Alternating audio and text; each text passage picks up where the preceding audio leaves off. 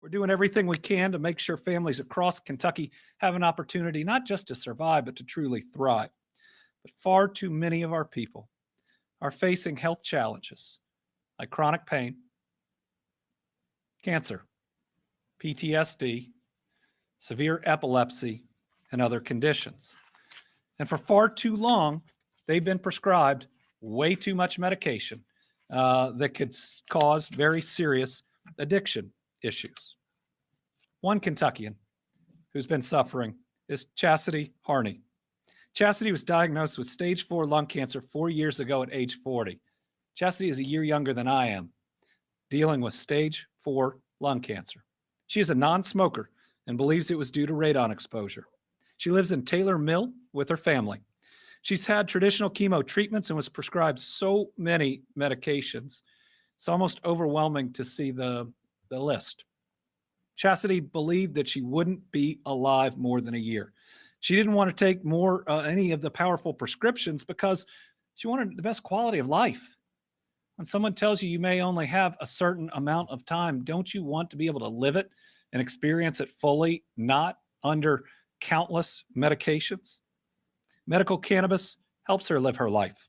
It helps her avoid those medications and how it is keeping her alive while allowing that elusive quality of life. The executive order I signed will help people like Chastity access medical cannabis for their medical needs starting January 1st. That's something 90% of Kentuckians support. But I want you to hear from Chastity herself today. October 2019, I received a diagnosis of stage 4 lung cancer, adenocarcinoma with EGFR mutation. After the initial first year of traditional chemo, 45 radiation treatments, a lobectomy, another surgery on the right part of my lung, more chemo and more radiation, they prescribed me every form of pain pill there was. Yep, all this.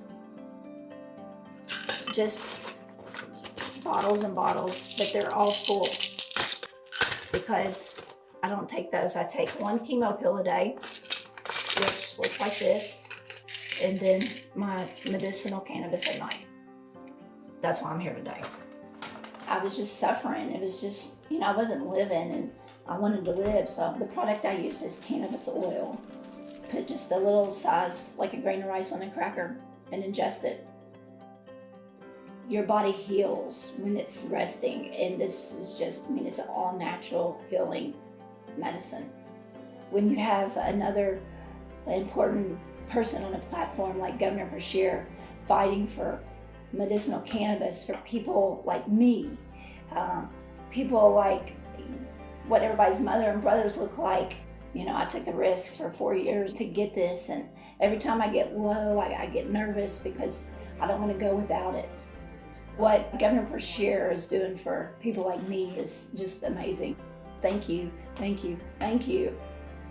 You want to be here and see your kids graduate high school, see them get married, hold your grandkids. You go out on that limb and your perspectives change, especially if there is something out there that is going to help me, live my life and not suffer the whole time.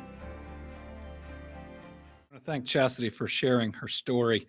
It can't be easy to be that vulnerable, especially facing what she does. I admit that the executive order isn't perfect because I don't have the ability to fully create medical cannabis in Kentucky the way that we need to do it. And we're going to continue to try to work through the challenges that are presented by the General Assembly's failure. It is my hope that they will come ready this session and we'll introduce a bill. Hopefully they will too, to finally legalize medicinal cannabis. That'll make me happier. I'm not going to criticize any of them like they may be doing with me. I'm just trying to do the right thing. Not about the governor or the legislature, but about Chastity and folks like her that need our help. So to the General Assembly, please pass it this session.